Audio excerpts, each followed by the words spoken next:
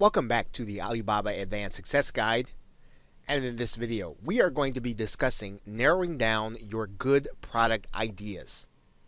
Now when you start to get those picks and you have recognized the trends and you have found out that the products that you're looking at, they fit all the cost parameters, you're probably going to have 2 or 3 choices, and then you're going to have to start narrowing them down. So you need to have some parameters and you need to have some criteria in order to narrow down your choices. And we're going to give you those choices right now. So one of the first parameters that you want to set, think through this product. Will or can this product have a high refund rate? Think about whether or not it's going to be complicated for the customer to get to. Does it have a lot of breakable pieces? Is it going to be something that when the customer gets it, something could possibly go wrong? Because if anything can go wrong and a customer is not going to be totally happy, that's going to take you out of the safe zone, and there's a possibility that even if the product basically works, the customer could be upset and they could refund.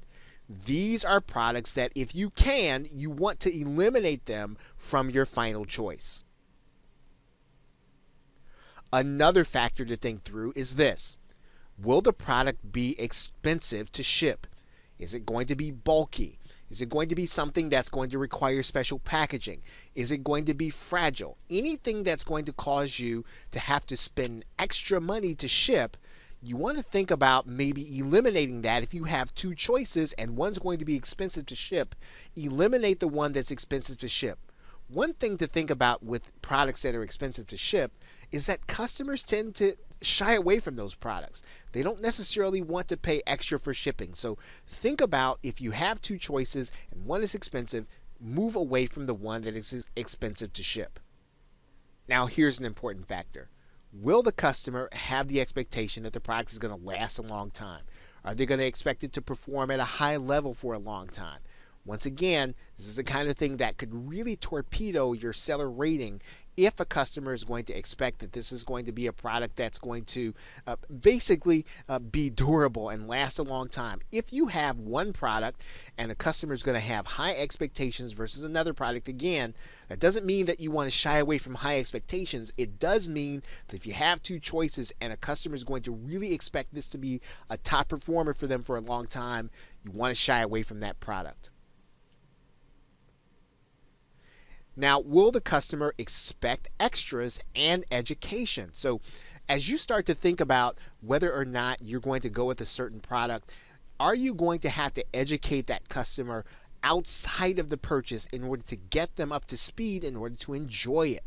Will they expect you to send them extras as time goes on? Again, when the customer opens up that box, if they're not totally satisfied, again, this is the kind of thing that can really do damage to your seller rating. So you want to make sure that the customer is not going to expect lots and lots of extras from you, not only at the point of purchase, but also as time goes on. Now, it could be that once you've gone through these criteria, you could have no choices. So what happens? How do you go back to the drawing board? Once you've gone through your choices, and let's say that you think through these 4 key parameters and all of your choices are now really eliminated, what do you do to jumpstart your search again? You go to some old standbys and you start to look at Amazon bestsellers.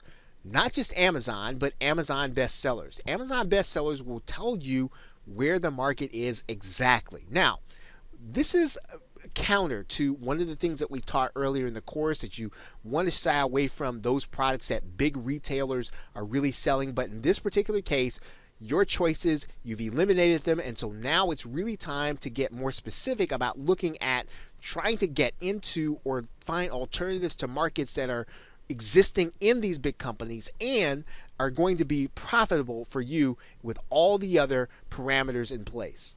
You want to also look at Amazon movers and shakers in the very same way. Once again, you are starting to jumpstart your creativity.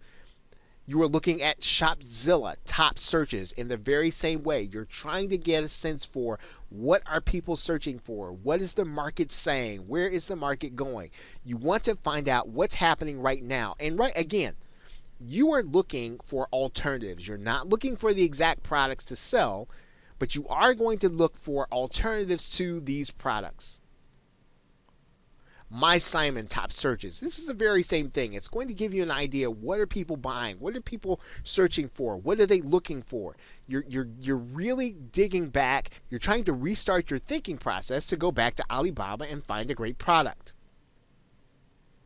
Caboodle Hot Picks is the same thing. And once again, you're really getting a handle on where people are searching. What are people looking for online? This is the point at which we're not going to go to offline searches in order to restart our search on Alibaba, in order to jumpstart our thinking. We really want to look at these online sources to really get a sense for, okay, what can we find that'll fit our parameters and what'll be an appropriate product to sell from Alibaba. Okay, so with that, thanks, and I will see you in another video.